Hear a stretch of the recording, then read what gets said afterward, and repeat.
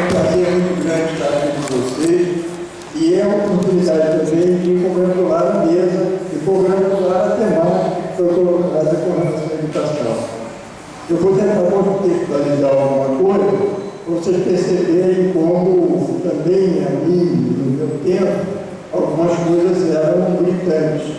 E eu vejo hoje, por exemplo, que vocês estão tendo uma oportunidade que eu não tive. Porque na época que eu fiz a licenciatura, era o famoso tempo 3+1. O 3+1 era você ficar três semestres fazendo a parte básica do curso, e depois fazer um ano para a licenciatura. Então a gente lutou até em cima disso, por quê?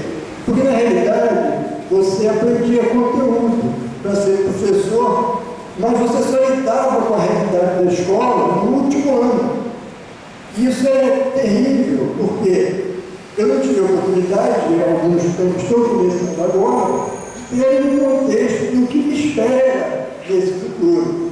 Então, no meu tempo, existia o artigo 99, o artigo 91, que é mais ou menos igual ao supletivo, e a gente, como estudante, ia fazer. Então, a gente aprendia o contexto da época, no contexto da época, e não na escola.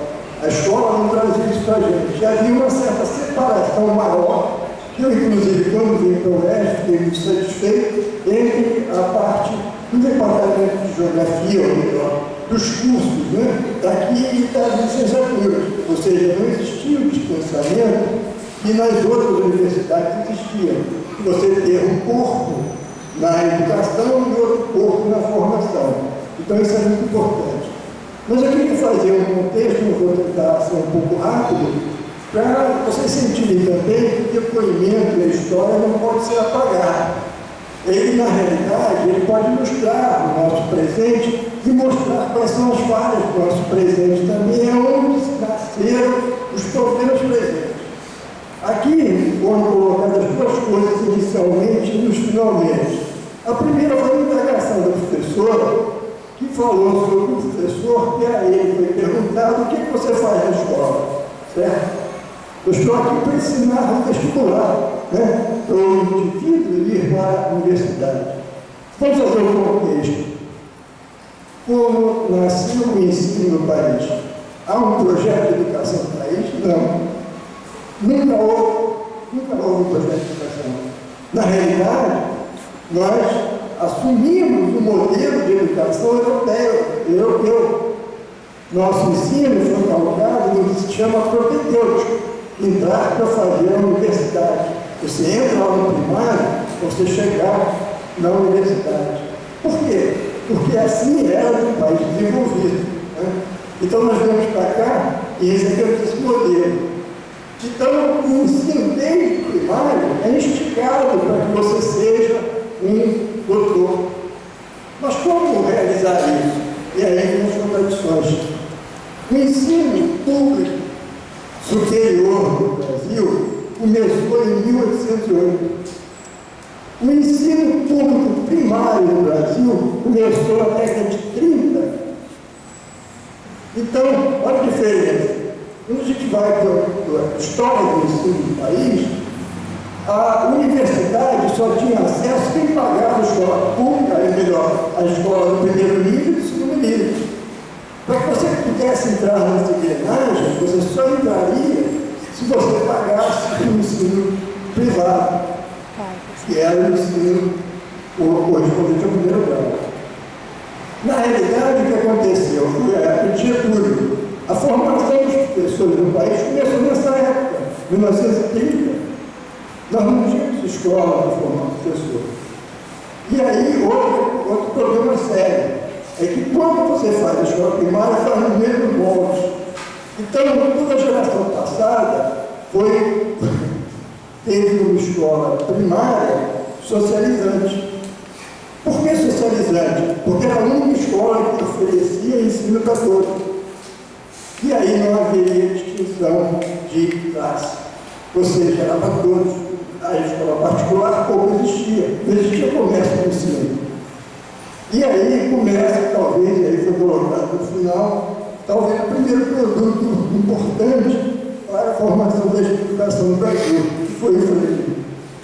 Por quê? Porque ele cria um modelo inspirado na realidade. Então, ele parte desse modelo, e esse modelo é utilizado efetivamente até hoje fora do Brasil.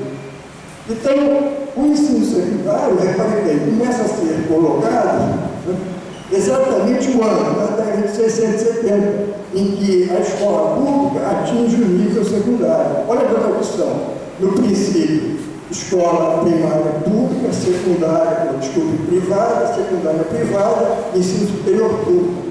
Depois, ensino primário público, secundário privatizado e público superior. No total, hoje, a demanda ainda de escola pública do primeiro grau e do segundo é público, de maior número, mas na educação superior já é particular. Então, essa história, esse contexto, é muito interessante de ser trabalhado, justamente para mostrar como houve essa massificação do ensino.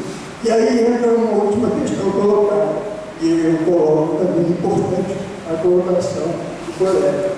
É que, na realidade, nós temos que pensar no futuro. Ou seja, nós temos que pensar se não existe um projeto nacional de ensino, nós temos que criar um projeto de passar o ensino. E é isso, talvez, o grande alento e tem a grande importância na nossa profissão. Ou seja, contra tudo e contra todos, passar alguma coisa que não seja aquilo que vem sendo valorizado e colocado para que a gente faça. Eu queria só, terminando então, dizer que, na realidade, a gente tem uma história do ensino do país. Esse Take 1, por exemplo, explica a questão da mulher que ficou esperando uma vida na universidade. Por quê? A época do São Nicolau, já vi até série sobre isso, o que mais se fazia era ensino primário para normalista, foi feita nos escolas para normalista. E aí, obviamente, era direcionado um caminho muito específico, de pessoas que vão lecionar. É realmente a questão histórica muito importante. E quero mais uma vez congratular a vocês pela perspectiva que vocês estão dando para eles. E dizer também que vale a pena ser professor, pelo menos para a gente sair e ter consciência de que ajudou muita gente a pensar.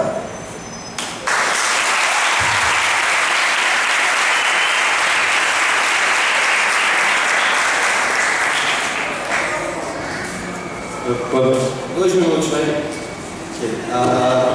Eu parabenizar o centro acadêmico dos professores de mesa e preciso dizer que eu estou tentando quebrar uma barreira que é o medo de pauta, então peço desculpas se houver qualquer falta de coerência. Começar falando que principalmente eu devo agradecer a professora Júlia, porque ela deu a faísca na minha cabeça sobre pensar no nosso papel como professor. E a gente deve sempre estar questionando as nossas ações dentro de sala de aula. E sobre o que ela falou aqui na mesa, sobre os pensamentos que foram apagados na história, é que às vezes a gente esquece e apaga, nega toda a nossa história da humanidade, quando a gente tem medo de se criar todo o tempo. Se a gente voltar atrás e ver quantas verdades absolutas existiam e que durante muito tempo foi difícil se quebrar. E a gente, nesse sentido de estar sempre se criando, a gente tem que pensar que deve se manter valores, mas aí está o perigo, que valor que a gente vai manter? Há tantos defensores dos bons costumes, mas que bons costumes são esses? A gente tem que se preocupar em qual valor a gente vai manter. Muita gente tem a ideia de buscar o bem da humanidade, mas muitas vezes essa nossa ideia está completamente em volta do nosso ego. A gente acaba buscando só manter o nosso ego lá inflado. E é muito perigoso alimentar o ego. E isso acaba sendo retratado desde sempre, é retratado e ainda vai ser muito mais retratado na literatura, no cinema, em outros lugares, os vilões que acabam se criando.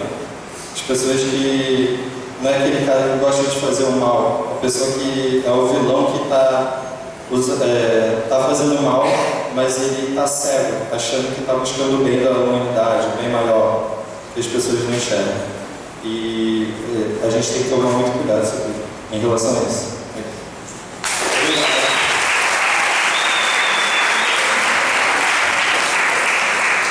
Alguém? Marcos?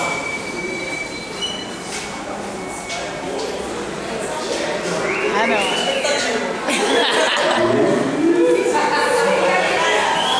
Menos, tá? Por favor. Puxando a fala do Diogo, que ele comentou sobre aqueles eventos lá no Paraná e tal. Aí, sobre esse discurso de você. Eu estou um pouco nervoso. De você. O professor, ele está sem moral, né? Dizendo assim, quando você fala, e eu acredito que todos passamos por isso também, quando você fala que passou por geografia, aí a pessoa vai dar uma cara feia, né? Tipo, pô, vai perder seu tempo lá, né? Você vai ser professor, pior ainda. Ah, mas tem outros mercados? Pô, tem sim, mas eu posso ser professor. Se eu me tornar professor, não será ruim, né? Mas aí, como que isso reflete também, porque os nossos avós, nossos pais, eles dizem de uma época que a gente não pensa, uma época que o professor, ele era respeitado, uma época que o professor, ele era, né, ele tinha a permissão de agredir o aluno, ele dava palmatória no aluno e os pais não iam na escola, né, reclamar e falar. Aí, como que isso reflete hoje, esse discurso também dentro da sala de aula? Na verdade, porque hoje, não sei se por ter mais canais de comunicação, mas a gente vê muitos relatos de agressão ao professor, os alunos eles não respeitam, né? Tem isso também, né? Também fugindo ao perigo de generalizar, mas são casos que estão hoje aí, né? Mas aí também leva a gente a pensar, eu li isso na época que aconteceu lá em Curitiba, né, aqueles ataques aos professores e etc. Como que os alunos dentro da sala de aula, as crianças vão respeitar o professor se na televisão ele vê ele tomando cacetada, ele tomando bomba na cara? E gostaria de pedir a fala da mesa para refletir sobre isso, né? Como que o aluno pode respeitar o professor se a sociedade, se os governantes, eles não respeitam, né? E se essa violência, ela parte desse discurso e dessa questão.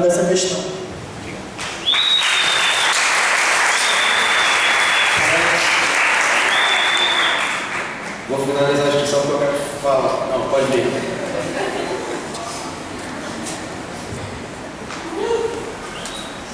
Bom, gente, boa noite. Lindo. Também desculpe o nervosismo, estou bastante nervoso.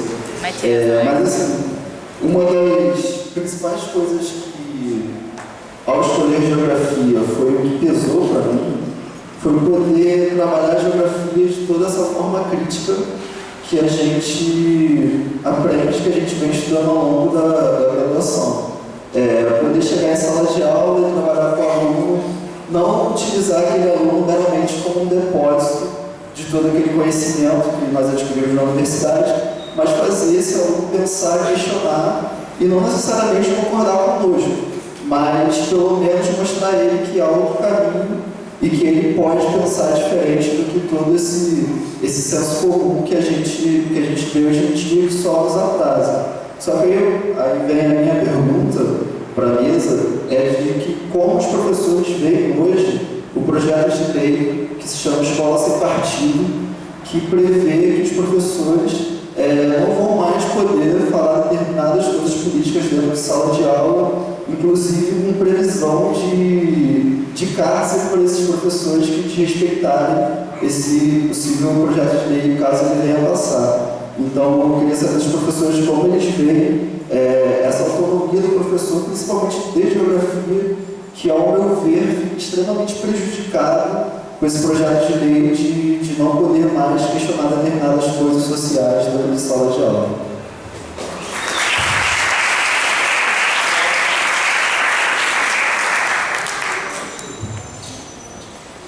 Então, gente, boa noite. Alguns já me conhecem, eu sou professor da rede particular de ensino. Estou aqui na UERJ fazendo um bacharel. Eu queria fazer uma pergunta para a mesa, principalmente para o Diogo. Como eu presencio a realidade que eu vivo hoje sobre aquela questão que você falou das escolas, 4 formatos, né? A particular, a pública nacional, a pública particular com maior clientela, enfim.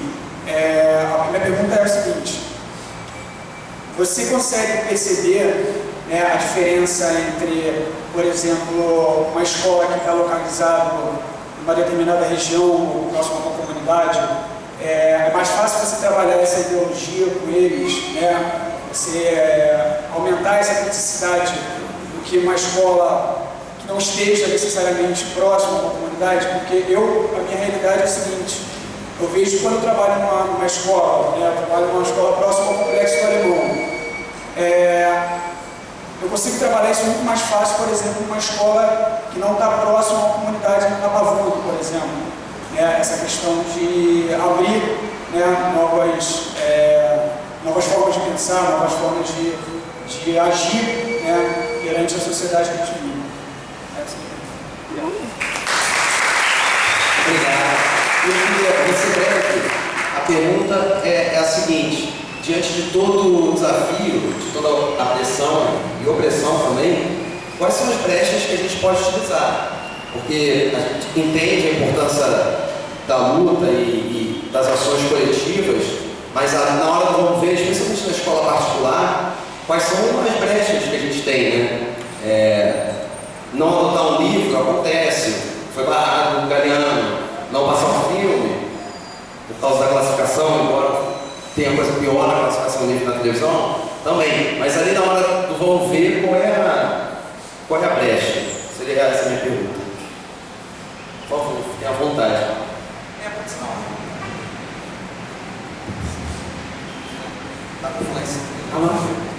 Acho que sim.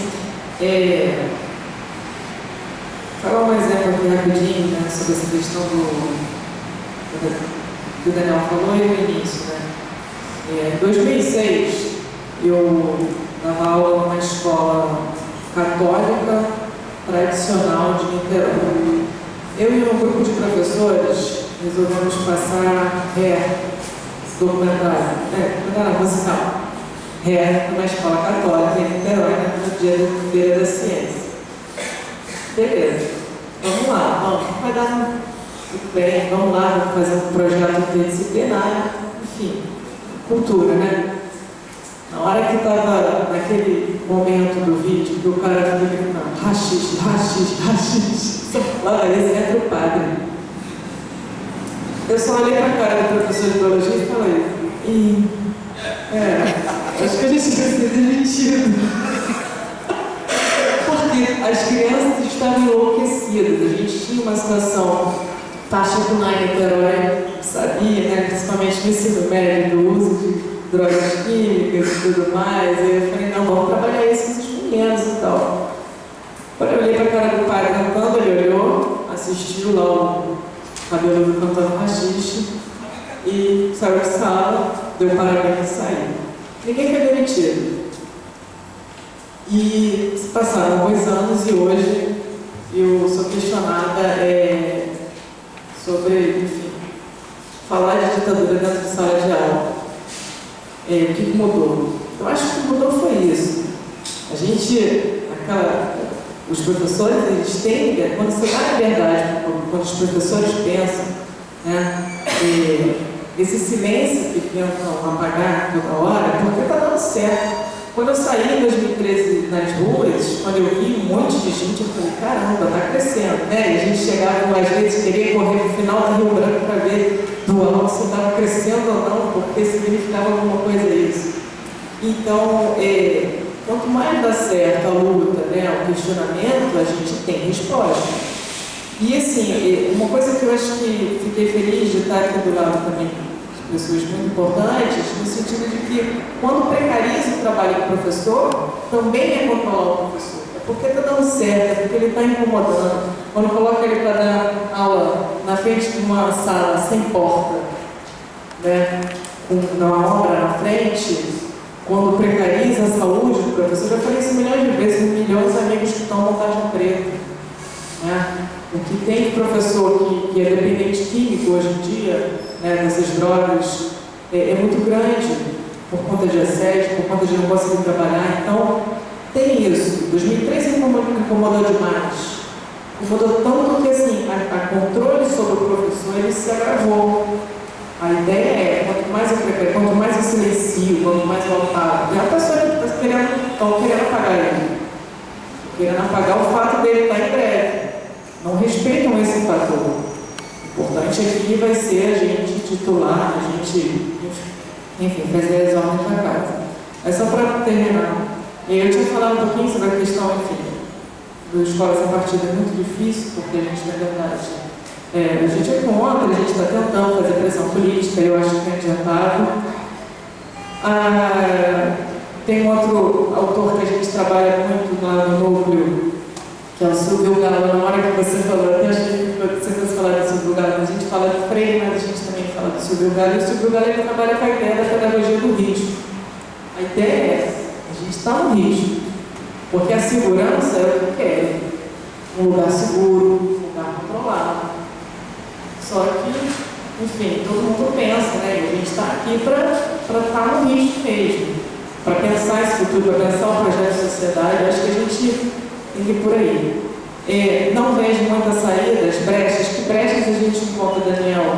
Organização coletiva, organização pelo sindicato. Falo isso milhões de vezes. Ninguém tem tesão por militar no sindicato. Ninguém tem muito prazer em participar de uma assembleia de 5 horas. A UF está em mais de 3 meses de greve. Ninguém tem muito prazer por isso, mas é o que nós temos. É a forma de organização. É a forma com que a gente encontra o outro para estar ali, para ver que sofre a mesma coisa que você e que a gente tem que se organizar.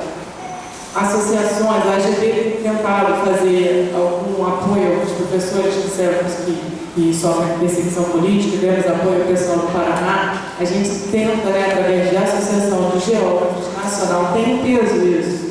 Tem que ter um peso, porque senão a gente não vai trabalhar mais com nada. Então, assim, não tem muita saída. Assim, acho que a saída é a organização mesmo. Assim, não dá para ficar sozinho. Você pode ficar sozinho? Pode, é confortável, é seguro. É isso que eles querem. Mas é opção. Só isso.